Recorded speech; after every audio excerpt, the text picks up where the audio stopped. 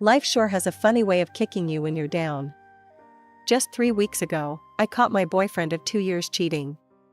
There I was, thinking I was about to surprise him with anniversary tickets to Japan, and instead, I got the surprise of a lifetime. So when my best friend, Sarah, dragged me to this party, saying it'd be good for me to get out, I wasn't exactly thrilled.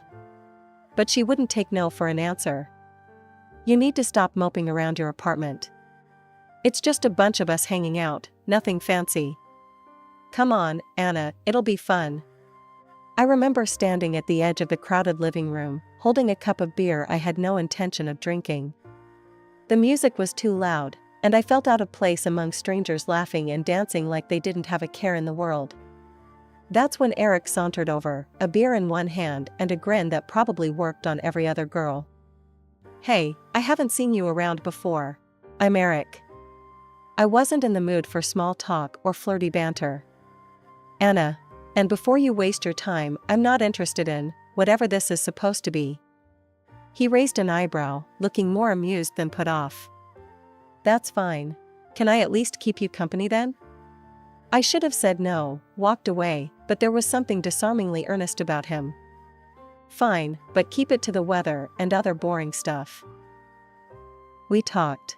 Well, he talked, and I listened. About mundane things. The weather, like I asked, how he knew the host through a friend of a friend, and somehow, it was comforting. He didn't push, didn't try to flirt again. By the end of the night, I was actually laughing, feeling lighter than I had in weeks. Sarah caught up with me as I was getting ready to leave. See, I told you it'd be good for you. What do you think of Eric? He's been hanging around you all night. I shrugged, trying to sound indifferent. He's okay. Not annoying, at least. She nudged me, a smirk playing on her lips. Just okay. That's why you've been smiling like an idiot for the last hour. Maybe she was right, maybe Eric was just what I needed, a distraction, a friend, someone who knew nothing about my past and my broken heart. But as I left the party, his last words echoed in my mind, making me question if I was really ready for whatever was coming next. Hope to see you again, Anna. It was nice, just talking. The morning after the party, my phone buzzed with a number I didn't recognize. I was about to swipe it to voicemail, thinking it was just another telemarketer, when I saw the text that followed. Hey Anna, it's Eric. Got your number from Sarah. Hope that's cool. Fancy a coffee? Strictly as friends, I swear. I stared at the screen, half annoyed, half amused. How typical of Sarah to play matchmaker. And Eric, well, he was either genuinely nice or very persistent. Either way, a cup of coffee wouldn't kill me. Might even help drown out the boredom. Sure, why not? But I'm holding you to that friends-only promise, I replied, setting the tone right off the bat. The coffee turned into a walk in the park, and before I knew it, one meetup turned into 2, then 3. He was easy to be around, didn't pry into my life, and never pushed beyond casual topics. I could feel myself relaxing, enjoying his company more than I thought I would. A couple of months in, and we were unmistakably a thing. Eric suggested we should finally tell our friends we were seeing each other. I agreed. It was about time. Then came the big meet with his parents. I was nervous, obviously. Meeting the parents is never just meeting the parents, is it? We drove up to this decent-looking house, and Eric squeezed my hand. Don't worry, they'll love you. We walked in, and there they were, Eric's mom and dad, looking as decent as their house. Eric introduced me, and his mom, Mrs. Whitaker, sized me up with a look that could curdle milk. So, Anna, what is it that you do? I'm an editor at a publishing house, I said, trying to sound confident. Mrs. Whitaker made a face like she'd bitten into a lemon. Oh, how quaint. Eric tells me you've been seeing a lot of each other. He's a successful investment manager, you know. Makes quite a good living. I didn't miss the implication. Yeah, he mentioned that. Eric, bless him, jumped in. Mom, Anna's really good at what she does. She's passionate about books. Mrs. Whitaker just hummed, clearly unimpressed. The dinner went downhill from there, with me feeling like I was on trial and Eric trying to smooth things over. 6 months later, out of the blue, Eric proposed. It was sweet, romantic even, but I couldn't shake off the feeling that we were moving too fast. Still, I said yes. I loved him, after all, even if his mother was going to be a piece of work. The news of our engagement didn't sit well with the Whitakers. The next thing I knew, Eric and I were sitting across the table from his parents, talking prenups. Now, we think it's fair if the agreement states that neither party will claim the other's assets in the event of a divorce, Mr. Whitaker stated, sliding a document towards us. I skimmed through it, my heart sinking. Okay, but I want to add a clause. If one of us cheats, the cheater pays $150,000. Eric looked shocked, but I held my ground. It's non-negotiable, Eric. Anna, I'd never cheat on you, he said, taking my hand. Just a precaution, babe. If you're not planning on cheating, you've got nothing to worry about, right? I shot back, not willing to budge on this. Mr. Whitaker raised an eyebrow, but nodded. Very well, if that makes you feel secure, we'll add it. The document was amended, and Eric promised again, in front of his parents, never to cheat. I hoped he meant it. The wedding, despite the looming presence of the Whitakers, was simpler than most would expect. Eric and I opted for a quiet affair, more about love than spectacle. Even his parents, who I had expected to fuss and frown, seemed genuinely pleased as they watched us dance our first dance. For a moment, everything felt perfect. The first 2 years flew by like a dream. Eric was everything you could ask for in a husband, attentive, caring, and always making me feel like the most important person in his world. I really thought I had hit the jackpot, considering how we started. But then the bickering started, not from Eric, but from his mother. Mrs. Whitaker, who had seemed to accept me at our wedding, began dropping not-so-subtle hints about grandchildren. The hints became nagging, and the nagging turned into outright criticism when months then years passed without a pregnancy announcement. One Sunday dinner, which had become a dreaded weekly ritual, was particularly harsh. We were all sitting around the table when Mrs. Whitaker decided to bring up the topic again. So, Anna, still no news of any little ones on the way? She asked, passing the roast as if she were just making casual conversation. I tried to keep my voice steady. No, not yet. She said, shaking her head. You know, you're not getting any younger. It's really such a shame, a real shame indeed. I felt Eric squeeze my hand under the table, a silent sign of support that was becoming rarer these days.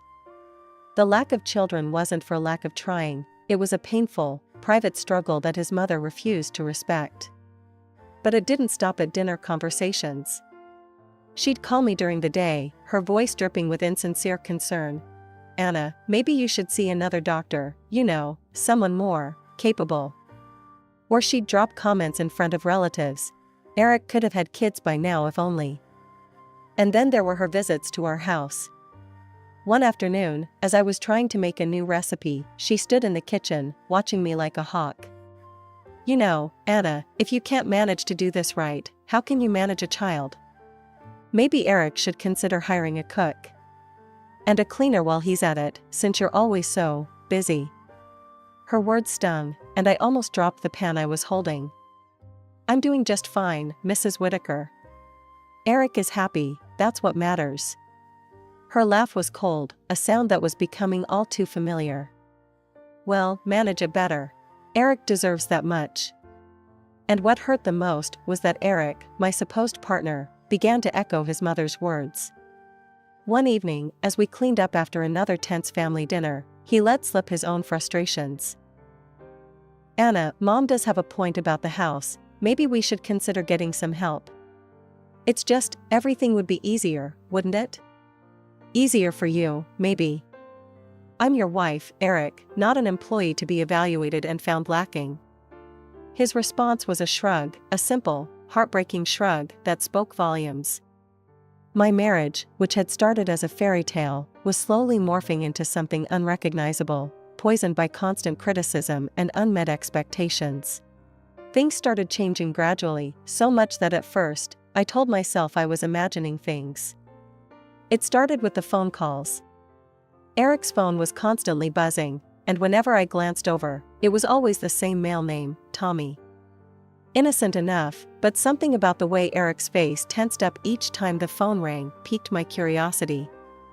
One evening, while we were watching TV and his phone went off again, I casually asked, "Who's Tommy? You've been chatting a lot lately." Eric stiffened, the remote clutched a bit too tightly in his hand. "Oh, Tommy? That's just the guy from the car service. Lots of issues with the car lately." "Really? Because you've never mentioned any car trouble to me." I kept my tone light, but I watched him closely. He avoided my eyes, focusing on the muted TV. "It's just routine stuff, Anna. No big deal." But it was a big deal, the way he was so quick to shut down the conversation. That was the moment the seed of doubt planted itself firmly in my mind. And once it was there, everything else started to make sense: the late nights at work, the sudden changes in his appearance. Eric had always been a jeans and t-shirt kind of guy. Now, all of a sudden, he was into tailored suits and designer cologne. Even his hair, which he'd always worn in a simple, low-maintenance style, was now slicked back in a trendier cut. The changes were as sudden as they were unexplained. When I asked him about it, he shrugged it off. "I just thought I'd try something new, shake things up a bit." Not convinced and unable to shake off the nagging thoughts, I did something I never thought I would. I contacted a private investigator. It felt like something out of a cheesy detective show, but I needed to know. If my marriage was falling apart, I wasn't going to be the last to realize it. I met with the PI, a no-nonsense woman named Marla, who promised discretion and thoroughness. "We'll get to the bottom of it," she assured me, and I believed her. 3 weeks of agonizing wait later, Marla called me in for a meeting. The news was as bad as I had feared. Eric was having an affair. She slid photographs across the desk to me, pictures of Eric with a woman, clearly more than just friends. They were laughing, holding hands, kissing. "Want us to keep tailing him? Get more evidence?" Marla asked, her voice businesslike. I nodded, feeling numb. "Yes, please. I need everything you can get. It's not just for me. It's for a divorce case." I didn't confront Eric. Not yet. I needed my ducks in a row first. But sleeping next to him that night, knowing what I knew, was one of the hardest things I'd ever done. Every time he touched me, I flinched. Every "I love you" twisted a knife in my gut. It was a Thursday evening like any other. Eric thought I was wrapped up in my book, a thriller that seemed bland compared to the real-life drama unfolding in my own home.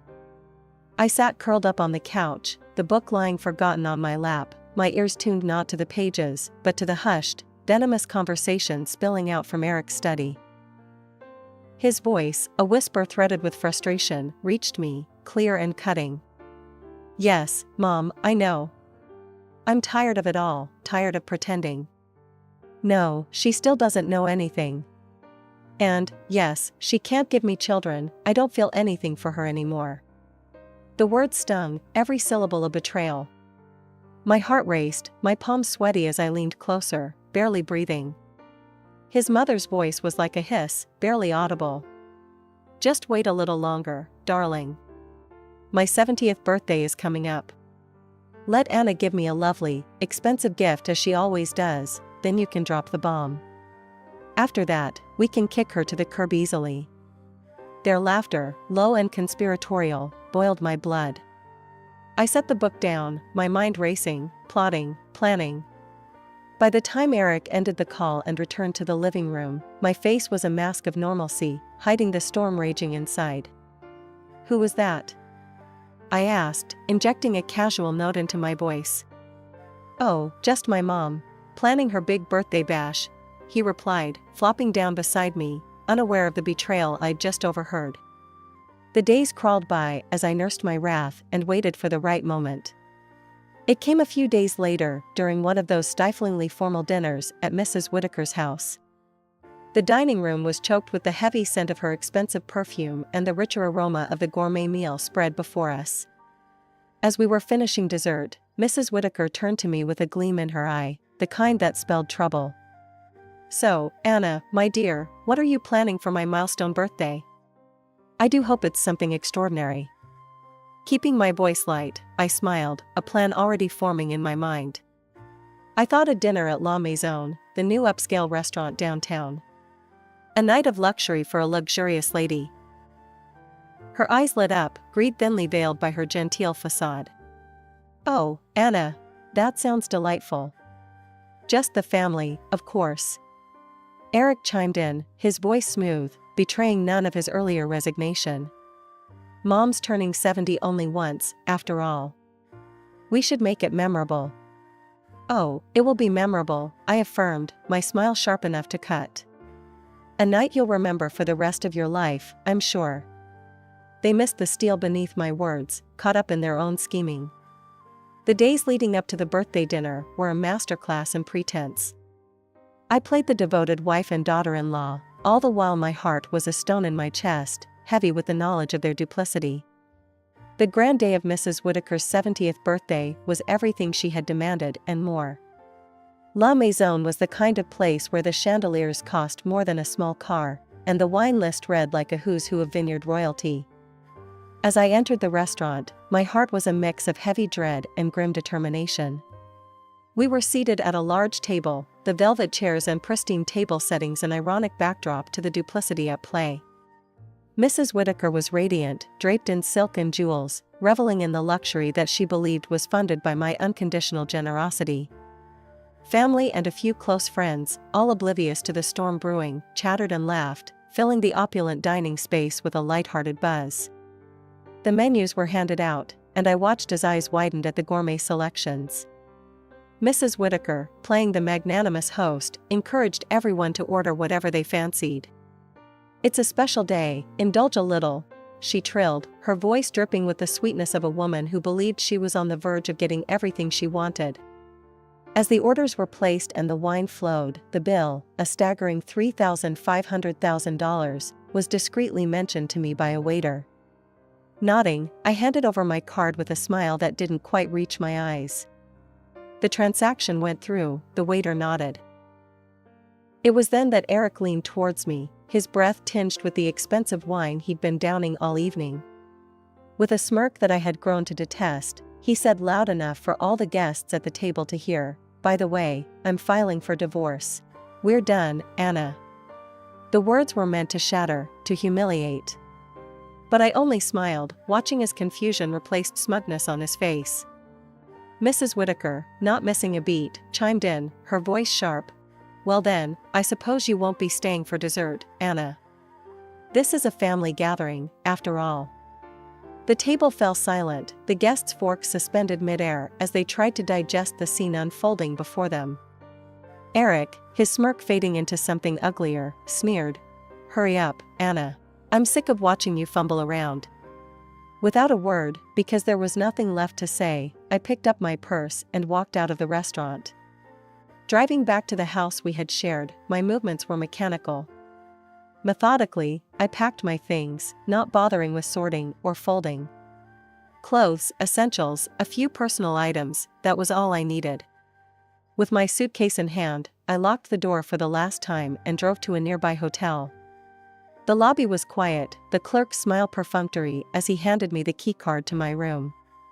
Once inside, I let the suitcase fall with a thud, the sound oddly satisfying. Crossing to the minibar, I pulled out a bottle of champagne, a stark contrast to the evening's earlier vintage, but fitting for the occasion. Popping the cork, the sound was crisp in the quiet room. I poured myself a glass, the bubbles catching the light as I walked over to the window. Looking out at the city lights, I took a sip, the cold, sharp taste grounding me. 3 hours had passed in my hotel room, the champagne now a memory, when my phone erupted with a fury of calls and messages.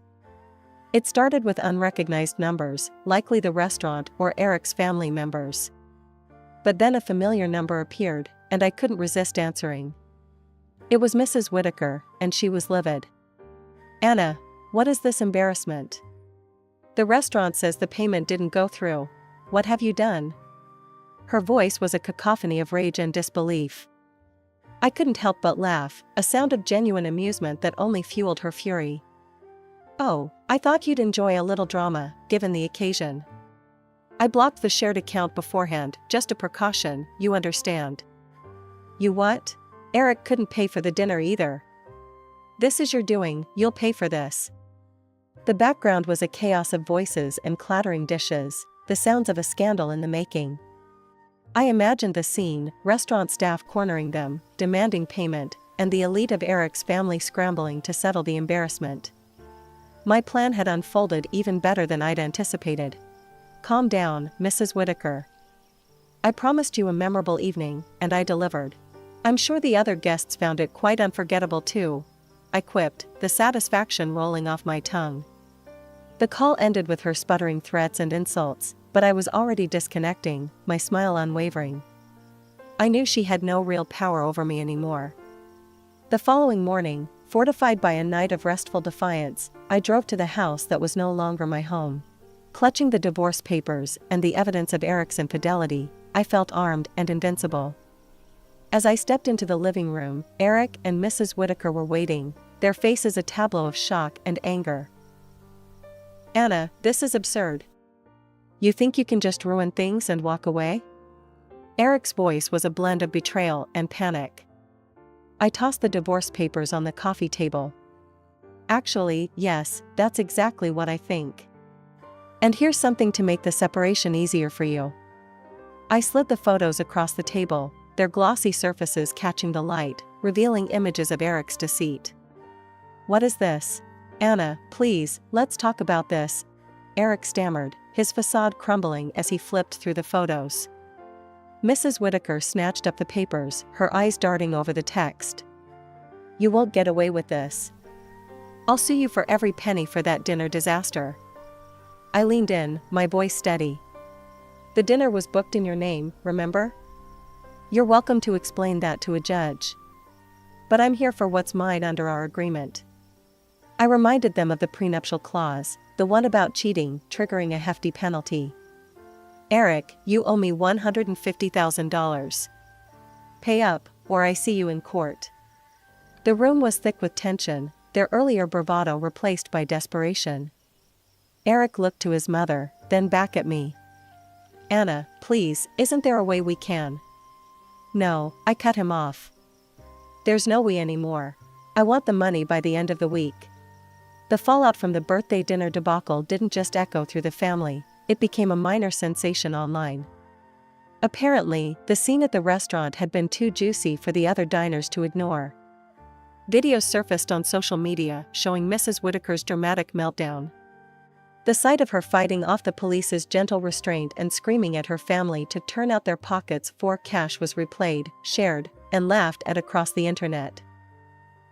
2 months post-scandal, sitting in my new apartment, a cozy, sunlit space I bought with the $150,000 Eric's parents grudgingly handed over, I couldn't help but feel a twinge of vindication. Eric had come by himself to deliver the check, a meeting that was as brief as it was bitter. You know, Anna, this didn't have to end this way, Eric had said, his voice low, as he handed me the check. His eyes, those same eyes I once thought I loved, were cold and empty. Take care of yourself, Anna. I always do, I replied, closing the door softly but firmly behind him. Living alone had its perks. I could keep my space as neat or as messy as I liked without hearing Mrs. Whitaker's snide remarks. I could cook whatever I wanted, experimenting with flavors and dishes without someone criticizing every ingredient I chose. But best of all, I could wake up each day knowing that my life was my own again. As the days turned into weeks, the gossip around Eric and his mother's downfall turned into background noise. Friends would call, sometimes giggling before they even spoke. Apparently, Eric had found someone new, a woman Mrs. Whitaker deemed even less suitable than me. The irony wasn't lost on anyone. She actually said you were a better daughter-in-law, a friend told me over coffee one sunny afternoon. Can you imagine? After everything she put you through? I stirred my coffee, smiling. People always realize what they had when it's gone.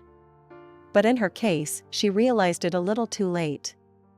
That evening, as I sat on my small balcony, the city lights twinkling like distant stars, I thought about everything that had happened.